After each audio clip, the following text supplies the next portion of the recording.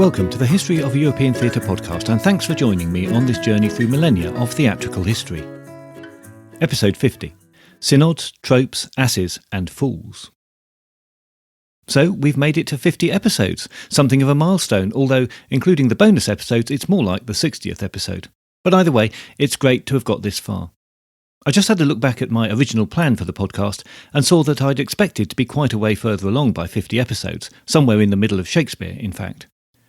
Hopefully that just goes to prove how much there is to say about the history of theatre and how fascinating it all is. I've certainly been enjoying the experience of discovering all this lovely detail and taking my time over it. As you're still with me, I'm guessing that you're happy with the pace and depth of the podcast, but do let me know what you think. So, no special episode to mark the event, but here is episode 50. Let's carry on with the story of medieval theatre. Last time, I finished on the development of the trope, arguably the very beginning of formal medieval theatre. The question of whether the trope is really theatre, or in fact it can only be regarded as a dramatic embellishment to the mass, is an open one that will be discussed for a long time to come. For me, producing the last two episodes has proved quite a challenge because of the long timescale that's needed to be covered, with very few hard and fast dates to orientate the narrative around. This is quite different from the Roman period, where the documentation and dating of events is much more detailed, if not always entirely accurate. So, if you're feeling a little uncertain about the timeline and order of the developments, well, don't worry, this is something we have to live with, and I struggled with it myself. Not only are there very few precise records for the period, but even some of those conflict with each other. You'll remember that I mentioned the work on the use of singing that was produced by either Pope Gregory I or Pope Gregory II, and this is a great example of how sparse the records are at the time. These popes held office from about 540 to March 406, and from 699 to February 731 respectively, and it's not certain which of them issued the work that I mentioned. If we don't have any good records for people of the highest standing and positions, then what hope is there for records from lesser but still influential folk? Another problem is that the discussion has to cover a wide area: the British Isles, continental Europe, and with reference to the Byzantine Empire and distinct influences from the Celtic Church. Trying to describe developments and trends for such a wide cultural area is challenging, but it's still legitimate, as the Church, and particularly the common monastic influence across the continent, means that there was a large degree of cultural commonality, particularly in matters connected with the Church. So, just to be sure that we're all in the same place, what I've broadly covered so far is the development of Christianity and the Church from being a cult in the early Roman Empire and then officially recognised under Constantine in 313. This during the period where theatre was curtailed in the empire and severely criticised by the Church. Once officially recognised and free to worship in public, chanting and music became introduced into the services, and by the 6th or 7th centuries we have the Pope Gregory's publishing instruction on rules around the use of singing. About the same time, there is some evidence of mimes being introduced into silent parts of the Mass, but no other form of drama is mentioned until the slight dramatisation of the Easter trope is introduced in the 10th century, which is then followed by dramatisation of the Christmas and Epiphany tropes in the same way. And this is how we got to the year 960, where we have documentation about how the tropes should be performed. I mentioned this fairly briefly last time as part of the timeline narrative, but because the document is preserved, there are some interesting details to pause over for longer now. We are in England. King Edgar, who was to become known as Edgar the Peaceable, has been on the throne for just a year. That throne was an unstable seat, but although he was only a teenager, Edgar was already showing abilities beyond his years that brought some much-needed stability to the kingdom. One of his first actions on succeeding his brother to the throne was to recall the exiled churchman Dunstan from Europe, restore his church appointments, which would eventually include becoming the Archbishop of Canterbury, and make him a key advisor. Dunstan, later to become a saint, was keen on the reform of the Benedictine order that was the most prolific religious order of the day. We shouldn't think of these monasteries as quiet places of religious contemplation. At that time, most monastic residents were secular and no more religious than most of the people of the time. The monasteries were often the hub of trading and farming activity, and a monk could have a wife and family living with him. They were also known as some of the most prolific drinkers and partygoers of their time. From a religious point of view, the order was in great need of reform. Dunstan had allies in Oswald of Worcestershire and Ethelwald of Winchester, two more church leaders who would become canonised in the Anglo-Saxon Church. In 960, under Dunstan's guidance, the king called a synod or church council, which was led by these three men and included church representatives from much of Europe. For the next 3 years, they set about trying to settle various disputes that were present in the church at the time. The reforms discussed concerned the nature of monastic life and the behaviour of monks, the selling of religious offices, and confirming correct liturgical practice. It was in respect of these matters that the synod addressed the Easter trope. By 970, the trope, still portraying the arrival of the women at the tomb of Christ, was now included as part of Matins on Easter Day, the third daily point of prayer which all monks and clergy participated in. Within the synod, Ethelwald set out the rules for the Easter Day trope. The document is, of course, in Latin, but this is what was agreed. While the third lesson is being chanted, let 4 brethren vest themselves. Let one of these, vested in an alb, enter as though to take part in the service, and let him approach the sepulchre without attracting attention and sit there quietly with a palm in his hand. When the third response is chanted, let the remaining 3 brethren follow, vested in copes and bearing in their hands incense burners, and stepping directly as if those who seek something approach the sepulchre. These things are done in imitation of the angels sitting on the monument, and the women with spices coming to anoint the body of Jesus. When, therefore, he who sits there beholds the 3 who have approached him like folk lost or seeking something, let him begin in a dulcet voice of medium pitch to sing Quem Quiritis. And when he has sung it to the end, let the 3 reply in unison, Jesu Nasnareum. Let these 3 turn to the choir and say Alleluia. That said, let the one still sitting there, and as if calling them, say the anthem Venite et vedite locum. And saying this, let him rise and lift the veil, and show them the place bare of the cross, with only the cloths laid there that the cross was wrapped in. And when they have seen this, let them set down the incense burners in the same sepulchre, and take the cloth and hold it in the face of the clergy, and as if to demonstrate that the Lord has risen, and is no longer wrapped therein, let them sing the anthem Surrexit Dominus de Sepulchro, and lay the cloth upon the altar. When the anthem is done, let the prior, sharing in their gladness at the triumph of our King, in that having vanquished death he rose again, begin the hymn Te Deum Laudamus. And this begun, all the bells shall chime out together. This was a relatively minor output of the synod, where the monastic reforms were the main order of business, but for something that is stage directions in all but name, to be set out in such a way and as part of what became an extremely influential synod is an important moment. This is official recognition of the place of performance in the Easter Day celebrations, the most important day in the church calendar. Now, this is becoming more than just an add-on to the Mass, but part of the official celebrations, and perhaps even more significant, is the fact that the participants are playing roles is explicitly recognised. The document states, and stepping directly as if those who seek something approach the sepulchre, these things are done in imitation of the angels sitting in the monument, and the women with spices coming to anoint the body of Jesus. Imitation it may be, but there's no attempt at realism. The participants are male priests or monks playing the 3 female Marys.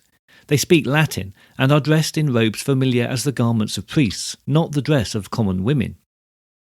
The trope clearly has 2 functions, one as part of an ornate, formal and stylised ritual, the other as a dramatic reenactment of real events, with the primary purpose reinforcing the mystical truth of those events, which are the pivotal point of Christian teaching. The declarations from the Synod of Winchester were broadly adopted across Europe, and amongst the upheaval of the significant monastic reforms, the recognition and formalisation of the Easter trope into the services then allowed for further developments. There's little detail available, but we can surmise that, firstly, additions to the original and specified ceremony are likely to have occurred because of a desire for localisation to suit local culture. Secondly, the Easter trope was then able to be used as a model for commemoration of other church events. And thirdly, individuals could become involved in creating the events and develop the technical skills needed to present them. Put these elements together, and it's possible for the presentation of the trope to become primarily an artistic concern rather than a religious one. By the 11th century, the presentation of the Easter trope was not only formalised through the dissemination of the Winchester Synod's documentation, but had expanded its reach into monastic and church settings throughout Europe as part of Benedictine reform. And it's around this time that the Christmas trope soon appears, presenting the nativity scene in place of the resurrection, and then the Epiphany trope is developed, and tells of the arrival of the wise men from the east. This third trope was placed within the Mass, at the point of delivering offerings, rather than as part of the Matins prayers. The texts used become longer than the original Easter trope, and the directions around the performance become more detailed. These instructions, known as rubrics in the liturgical terminology, become more significant as the narrative becomes extended and the scope for deviation and additions becomes all the greater. The increasing importance in the nature of texts in tropes is recognised by a change in name that occurs in the 12th century. Originally, the trope is referred to as part of the officium, part of the order of service, but this is replaced by the term representatio, or representation. This suggests that the trope had developed into a distinct segment in the service, and its role was now more imitative than allegorical or ritualistic. We have something very close to a play within a service. And not long after that, the word ludus turns up again. You'll remember that this goes back to the Roman word used for any rules-based heightened form of imitation, from theatre to athletics, and here, in the 12th century, we find it again and used by the Church to describe biblical narratives retold in a dramatic form. It was the 12 days of Christmas season that was the home for the next expansion of liturgical drama. The reasons for why the post-Christmas Day period provided this setting are not clear. There are other important feast days that seem more obvious candidates, but it probably stemmed from the fact that the Christmas period of late December and early January was the part of the growing season where there was least work to be done, the northern days being very short and cold at that time of year. It was a period already peppered with important saints' days, over and above the celebration of Christmas itself, so there was possibly an inclination to make some of these days more special by the addition of unique dramatic interludes in the relevant services. Whatever the case, there was a clear development of drama associated with this period of the year in the late 11th and early 12th centuries. Few records of these dramas have survived, but those we have are concerned with the narrative of the slaughter of the innocents, commanded by King Herod, the life of Mary, mother of Jesus, and the story of St. Nicholas. I think it's interesting that these pieces were already verging into stories that were expanded beyond their strict biblical mentions, suggesting a desire for creativity from quite an early point. The dramatic nature of Herod's command to kill all children under 2 years old to protect his throne perhaps makes it an obvious choice, and the cult of Mary had grown up quickly in the early church and retained enthusiastic support into and indeed throughout the medieval period and beyond. The Christian Christmas period was the latest incarnation of a long history of winter celebrations going back to the Roman Saturnalia festival and beyond. In medieval times there were already many entertainments associated with the Church, many of which were long-standing and had been appropriated by the Church and Christianised. I think these are worth looking at in relation to the Church and secular theatre. They're not drama or theatre in the strictest sense, but they have dramatic elements and give an idea of the landscape of entertainment and amusements that was the background to theatre reappearing in Europe. They dispel the idea that the Church was completely strict and controlling, and I think show that it was recognised that some way of allowing people to let off steam and have some fun with the institutions that dominated their lives was needed in order to keep the peace and society ticking over without too much disruption. The tradition of the boy bishop is a good example. This involved choosing a boy to act as bishop in connection with the Feast of the Holy Innocents on December the 28th, and it was a widespread custom across Europe. In England, where the practice was most popular, a boy bishop was elected on December the 6th, the feast of St. Nicholas, who was the patron saint of children, and remained in office until the Feast of the Holy Innocents. The boy bishop was usually chosen from amongst the choir boys, but in some regions the choice was made from one of the children attending the school attached to the cathedral or monastery. Once selected, the boy would be dressed in full bishop's attire, including the symbolic mitre and crozier. He would then be paraded through the town and give blessings to gathered people. The procession ended at the cathedral, where the boy bishop and his colleagues, also taken from the choir or school, would take possession of the building and were permitted to perform all of the ceremonies and offices usually undertaken by the bishop and his staff, with the exception of the Mass itself. Its interpretation and symbolism are uncertain, but the best accepted theory today is that it was a representation of the triumph of the child's innocence over the adult's tainted view of the world, with the boy bishop commonly delivering a sermon, giving his audience a different child's view perspective of religious matters. All of which, when you think about it, actually seems like quite an extraordinary thing in the context of a church that was authoritarian and striving for orthodoxy based on the Bible and centuries of theological thinking. Several ecclesiastical councils attempted to abolish the custom, but it took until 1431 and the Council of Basel to finally prohibit it. It was, however, too popular to be easily suppressed, and in England it wasn't abolished until 1542 by Henry VIII, but was then revived by Mary as she reinstated Catholic traditions, only to be finally banned by Elizabeth I. In more recent years, there have been revivals of the tradition in England and particularly in Burgos in Spain, where it remains a very popular ceremony. Perhaps the tradition that displays the most licence and foolishness is the Feast of Fools. This was celebrated all over Europe in the later Middle Ages, but was particularly popular in France. It originated on the Feast of the Circumcision, the 1st of January, and in the way it subverts the norms of church rule, it bears a lot of relationship to the boy bishop tradition. Indeed, most of these traditions have that characteristic, as did the preceding Saturnalia festival and others. The unique point about the Feast of Fools is that it grew out of a special festival, the festival of the subdeacons, which from the 12th century onwards was associated with the 1st of January feast day. By then, various feast days were associated with the different strata of the clergy. Priests had a festival day on St. John the Evangelist Day, the 27th of December, and deacons on St. Stephen's Day, the 26th of December. Choristers and the boy mass servers had a festival associated with the 28th, Holy Innocents' Day. So subdeacons, one of the lowest levels of ordained clergy, took a date during the Christmas period as their own. The date eventually became a day for all the lower clergy and was then adopted by the guilds that developed in later medieval period. The celebration involved variously the election of a false bishop or abbot, even on occasion a false pope, and the reversal of roles within the clergy for the duration of the day. The 12th century theologian and church historian Jean Belleth drew a direct relationship between this festival and the Roman Saturnalia. He said, "Now the licence which is then permitted is called Decembrine, because it was customary of old amongst the pagans that during this month slaves and serving maids should have some sort of liberty given to them, and should be put upon an equality with their masters in celebrating a common festival." The feast became particularly notorious for the extravagance that verged on the blasphemous, although it's questionable as to exactly how extensive any abuses really went beyond the locality of a particular parish or monastery. Bishop Robert Grosseteste of Lincoln, who served as bishop in the first half of the 13th century and was a respected reformer and theologian and philosopher in his day, took particular issue with the Feast of Fools and railed against the practice, but with little success at quashing the celebration. His reforming zeal had maybe got the better of him in this case. In fact, there are very few mentions of the Feast of Fools in any church documentation.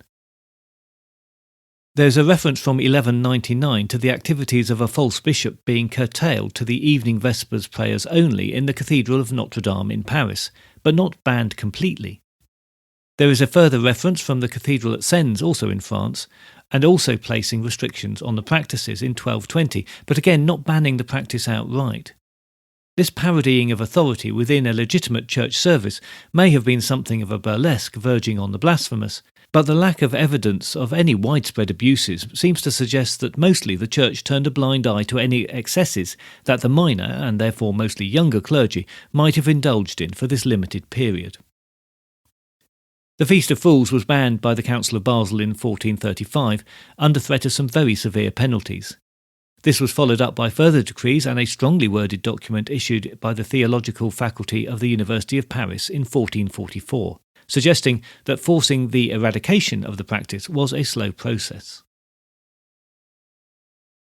The Feast of Asses can be dated to the 11th century, but probably has its origins in earlier centuries, maybe as early as the 6th century. It was celebrated on the 14th of January, the feast day when the flight of Mary and Joseph and Jesus to Egypt to escape Herod's planned slaughter was remembered. But other donkey-related biblical stories were commemorated too. It survived until the mid-15th century, like the Feast of Fools, but was never considered as objectionable. The ceremony involved the parading of a donkey with a child through the town to the church, where the donkey would be stood at the altar steps. The priest would then give a sermon on the proof of the divinity of Christ, but significantly, he would take on the role of Hebrew messianic prophets. This was close to a dramatic piece where the Jews were condemned by the words of their own prophets, and the unbelieving Gentiles were addressed via the words of characters like Virgil and the Babylonian king Nebuchadnezzar. In an 11th century version, the words of the old prophets are spoken as a dramatic dialogue, and by a 13th century version held at Rouen in France, there are specified parts for 28 prophetic characters. And we have some more stage direction, which says that after the terce prayer, that's the 9 o'clock a.m. prayer, let the procession move to the church, in the centre of which let there be a furnace and an idol for the brethren to refuse to worship. So, an enactment related to the theme of the sermon. The procession included the characters of Moses, Amos, Isaiah, Aaron, Balaam and his ass, Zachary and Elizabeth, John the Baptist and Simeon. 3 Gentile prophets were to sit opposite this group. The proceedings were conducted under the auspices of St. Augustine, and the presiding priest called on each of the prophets to testify to the birth of Christ as the predicted Messiah. This done, lines on the signs of the Day of Judgment were recited, and all the prophets sung together a hymn in praise of the long-hoped-for Saviour. Mass immediately followed. It is noted in all of this that the part that pleased the congregation most was the role of Balaam and the ass, hence the popular designation as the Feast of the Ass. In time, the part of Balaam was disassociated from this service and features as a play in its own right. In the Rouen version, 2 messengers are sent to fetch the prophet king, who features in the Old Testament Book of Numbers. He appears riding on a life-size wooden ass, controlled by someone hidden beneath the body of the animal. As the next instruction for the rider is to let him goad the ass with his spurs, we have perhaps an early example of the dedication of the stage manager. We will come across the role of the ass again as the religious plays develop. Perhaps it's the threat of the behaviour of the unpredictable ass against the expected script, or the amusement of the effect of the wooden prop ass, that makes it a perennially popular feature of the plays. But it is here, as a role within a staged sermon, that we see its first introduction. But this is the only example of a service of this nature incorporating not only a dramatised sermon, but a real, or prop animal, in connection with the Feast of Asses. To stay in the realm of the Mass a little longer, by the 13th century there are further examples of the rubrics getting specific about costuming for the characters played as part of the services. From Lyon in France, there is an instruction that the prophet Isaiah should be bearded and dressed with a red stole hanging from his neck, and that Jeremiah should be similarly dressed but without the stole. Daniel, he of the lion's den, should be dressed in a gorgeous robe, and Moses should be bearded and carrying the tablets of the law. Lovely to hear of some costumes and props being used. And David should, of course, be dressed as a king, which presumably means dressed as whatever the good burghers of Lyon would recognise as the attire befitting a king. Perhaps most interestingly, Elizabeth, mother of John the Baptist, is to be shown dressed as a woman, pregnant. So, for King David and Elizabeth, we clearly have characters not dressed in the vestments of priests, and a hint of realism. I also like this reference to Balaam and his ass, also from the Lyon rubric. The instruction says that, "Here let come the angel with a sword. Balaam prods the ass, but it does not move, and he speaks angrily at it." A touch of realism that an ass owner in the congregation would certainly relate to. So the Christmas season had plenty of opportunity for a bit of fun, and a lot of it was aimed at and involved children and young adults. Some scholars have suggested that this implies that the aim was to keep idle hands and minds occupied, while there was less work to be done in the depths of winter. Maybe that is so, and coupled with the long-standing celebration of midwinter festivals, we can see the development of traditions that we still know today.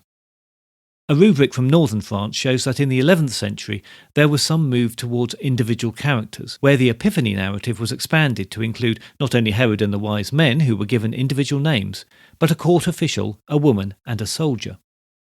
From the same period, documents from Dublin show that the imagery used was getting quite sophisticated.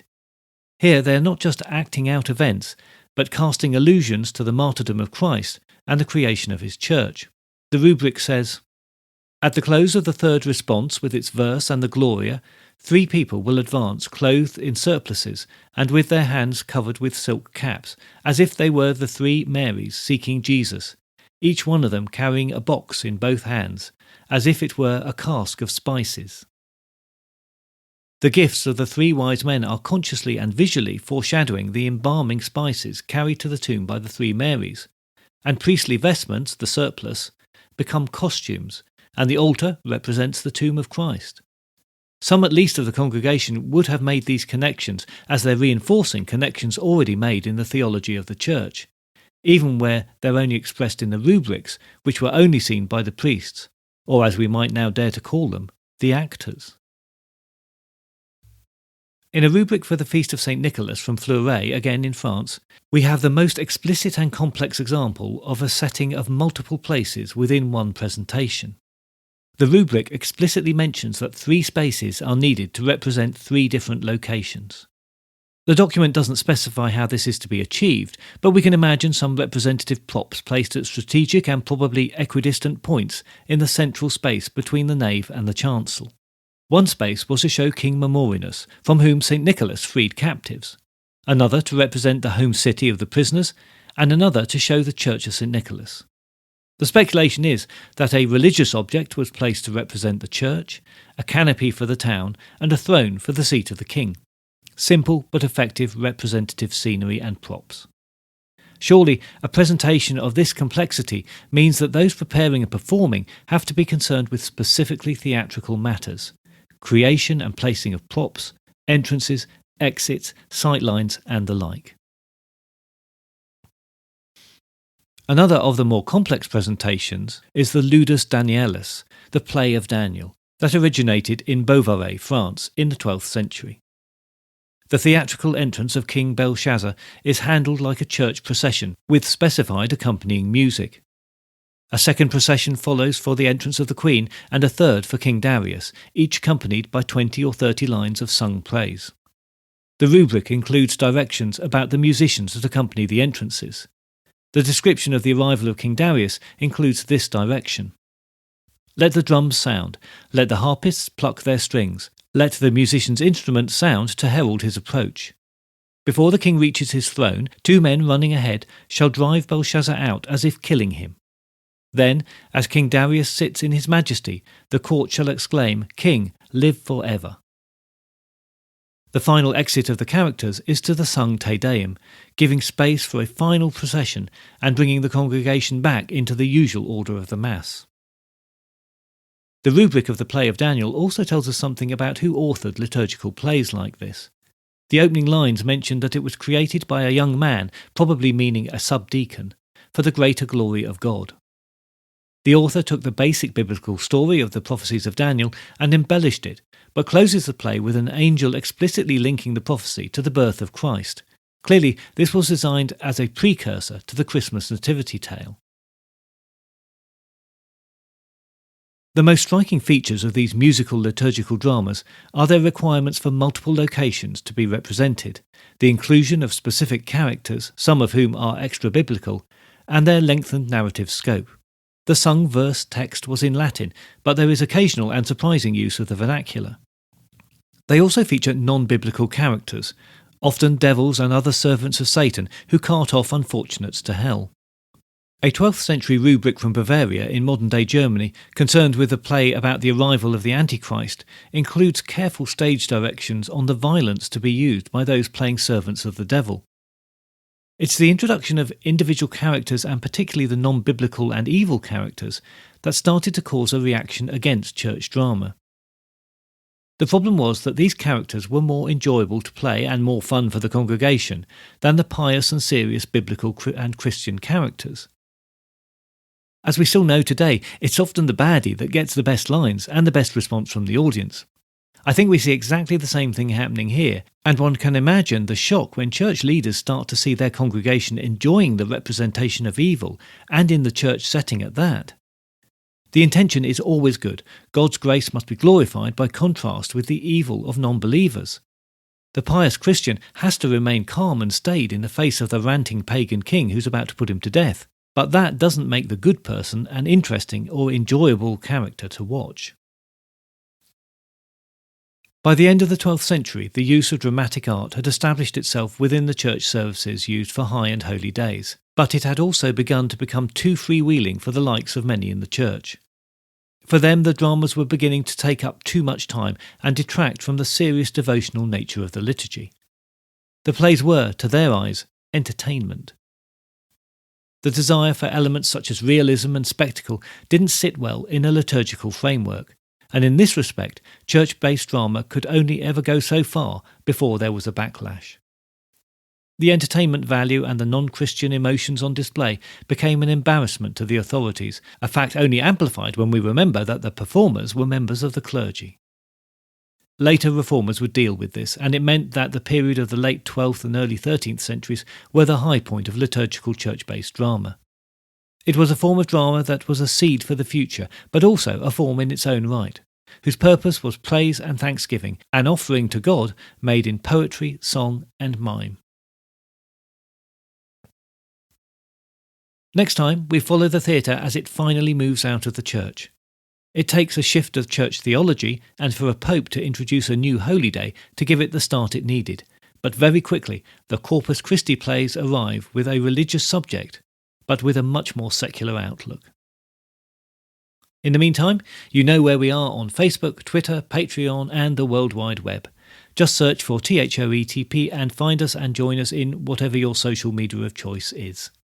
And if you have any questions, comments or concerns in the meantime, you can always contact me by email on thoetp@gmail.com or via Twitter @thoetp.